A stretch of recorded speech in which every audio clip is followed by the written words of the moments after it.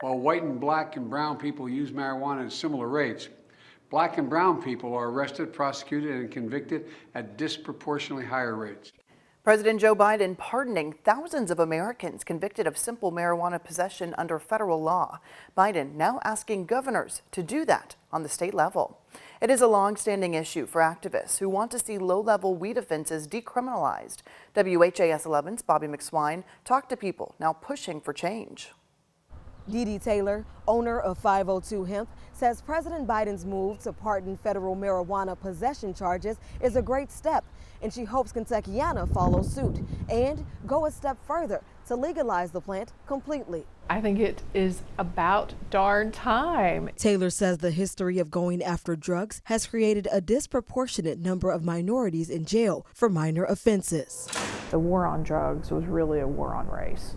And there's way too many people of color that are sitting in jail over a dime bag or a joint. ACLU policy analyst Kungo Jigunya says nationally, black people are 4 times more likely to be arrested for weed possession. He says 10 times more likely in Kentucky. What a great first step to ending the failed war on drugs. He's calling on Governor Andy Beshear to follow Biden's lead. Jigunya says most of the possession charges are on the state level. In 2020, he says there were 8,000 marijuana-related convictions.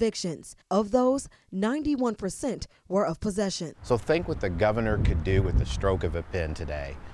He could help a lot of Kentuckians, and I hope he does that. In a statement, Beshear says he agrees that no one should be in jail simply because of possession of marijuana. He also says he wants more details on Biden's pardons and says he will review them in his larger analysis on medical cannabis. Taylor served on the governor's medical advisory board, which toured the state, asking Kentuckians how they feel. I don't see any reason why it shouldn't pass this year.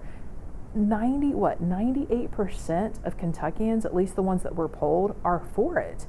It is a small handful of people that are not for it. Though it's a step down from legalizing the plant like she wants, she says it'll help Kentuckians she spoke to, including veterans suffering from PTSD. It helps with their pain, like they were just being over and over prescribed prescription drugs. Taylor says the committee submitted its report to Beshear, and she hopes it's addressed by lawmakers in January. In Louisville, Bobby McSwine, WHAS 11 on your side.